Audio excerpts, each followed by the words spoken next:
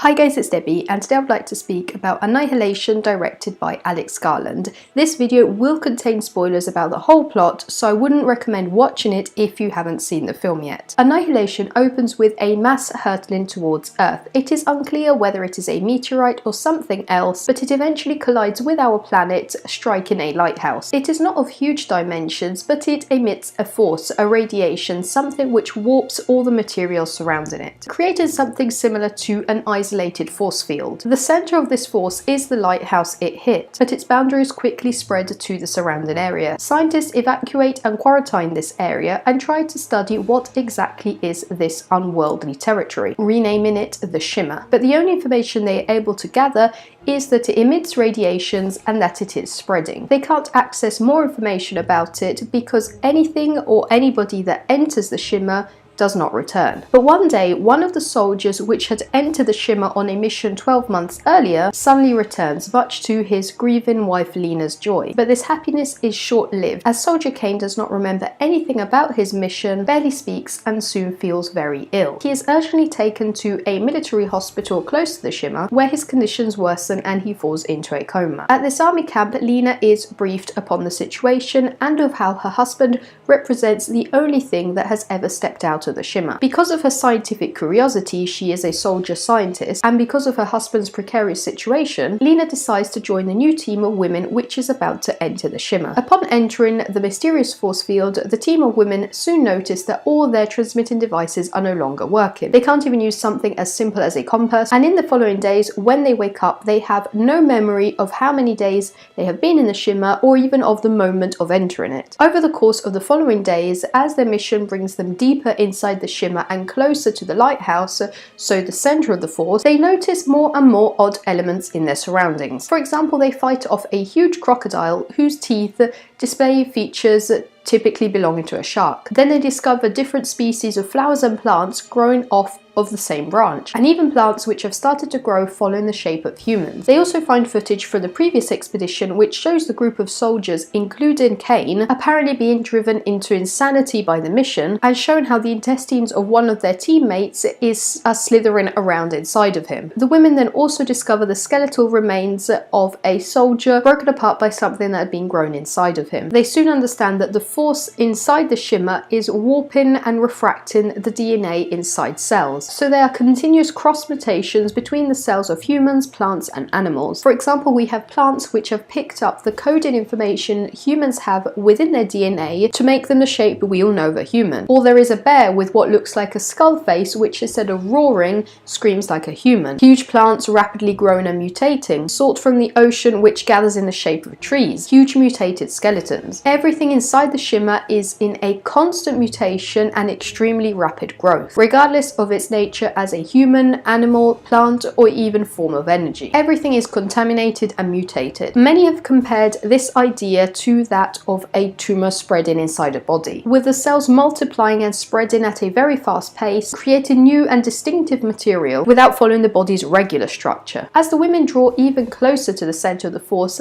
they feel it having effects directly on their own bodies. For example, they report seeing their fingerprints shift, and one of the scientists starts to display plants growing out of her injuries. After being attacked multiple times, the only women left on the team are Lena and Dr. Ventress. Ventress proceeds on her own to the lighthouse, where she finds the center of the force, and upon approaching it, it takes over her body. Lena later reaches the lighthouse and discovers an abandoned camcorder with footage of her husband Kane, apparently driven insane by the Shimmer, committing suicide by holding a grenade and exhorting somebody behind the camera to take care of Lena. The man behind the camera eventually steps out and reveals himself to be an exact copy of Kane, making Lena think that the man that she left back in the hospital is not her husband, but the copy of him. She is in denial, confused, exhausted by the whole situation, and steps in a hole in the floor where she finds Dr. Ventress at the center of the force, now just a ball of warping energy and light. A drop of Lena's blood falls into this ball of energy, which quickly develops her cells, warps and uses her DNA DNA to create an exact copy of her, just like it had happened with her husband. The mysterious figure, which is created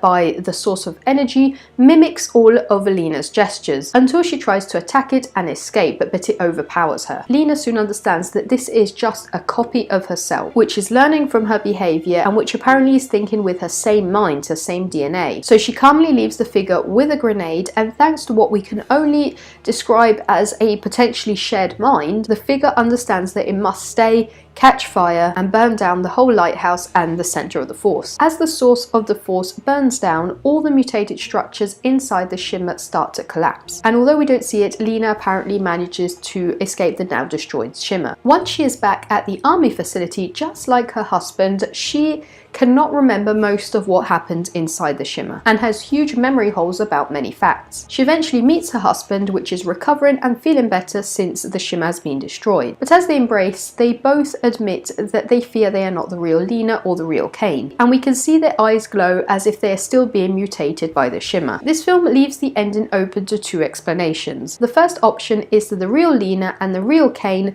died within the Shimmer, and the two people that came out of it are their copies. They are just like Lena and Kane, but they appear very confused, dazed. And Kane actually says he just recognized Lena. He didn't lovingly miss her, run up to her, search for her. And in the video recording in the Lighthouse, he repeated he was not sure if he was the real Kane. And Lena herself appears to have a much more relaxed and philosophical approach to her surroundings and to the questions she is asked, in contrast to analytical soldier Lena we met at the beginning of the film, making us believe that these copies do have the same structure, the same cells, but they don't have all of the array of personal features, personal nuances an individual develops over the course of their lifetime. We also see their eyes glowing and mutating, and their embrace is more of fear and search for comfort rather than a loving reconciliation and joy for the destruction of the Shimmer. The second option is that Lena managed to escape the Shimmer by instructing her copy to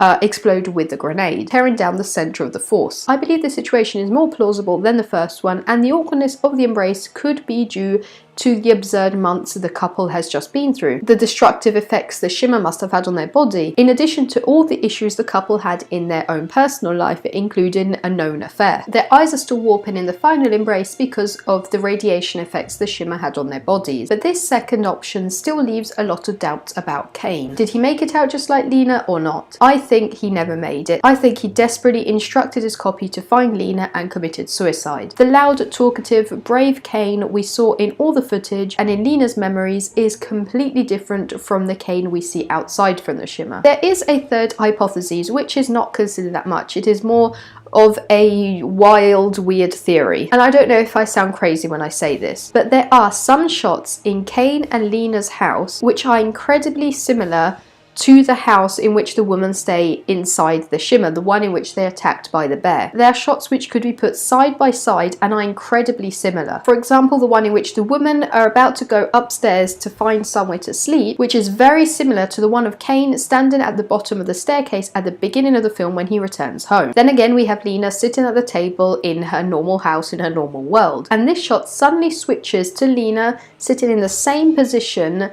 in the house inside the Shimmer. I have more than once thought about Lena and Kane living in a house very close to the Shimmer and it being engulfed by it before they had time to escape or something like that. After all, Kane said that he just stepped out of the Shimmer and found himself right outside the door. This implies he never walked home, he never travelled, and nobody noticed him stepping out of the Shimmer, which is surveilled, controlled 24/7. Lena doesn't even remember how long she's been in the Shimmer, how she entered it, and we don't actually even see her stepping out of it. So this brings up a lot of questions. We even have the affair situation during the existence of the Shimmer, so I personally don't have an explanation to this theory, but it is interesting. It's just more of a wild theory on the side. Some people argue that the whole film is a metaphor of the concept of the spreading of cancer. I personally don't agree with this, but if we do look at the film as more of a reflection, a philosophical metaphor, there are multiple references to dealing with problems in our own personal life, and how, as Dr. Ventris explains, we all eventually engage in some form of self-destructive behaviour, drinking, smoking, hurting, cheating, and the Shimmer is the ultimate place for self-destruction. The characters mutate until they don't even recognise themselves as humans, and for some of them, such as Josie, which has a long past with self-injury, it is like finally feeling alive. Dr. Ventris's body instead was ravaged by cancer, an incurable silent killer, and by stepping into the Shimmer and visually seeing these mutations and becoming part of them, she somehow understood the force, ultimately dying by entering the source of it. Lena argues that she entered because of her love for Kane, but in reality she was never shown as happy, if not for years earlier. Even his departure for the mission was shown just as a kiss and a stroke, and as a matter of fact she says she owes the mission to him. She never says that she does it because she loves him. So even for her, the Shimmer is the ultimate place of challenge, of discovery. Let me know what you thought about Annihilation with a comment here below. I hope you enjoyed this video. If you did, make sure to subscribe and I'll see you soon. Bye.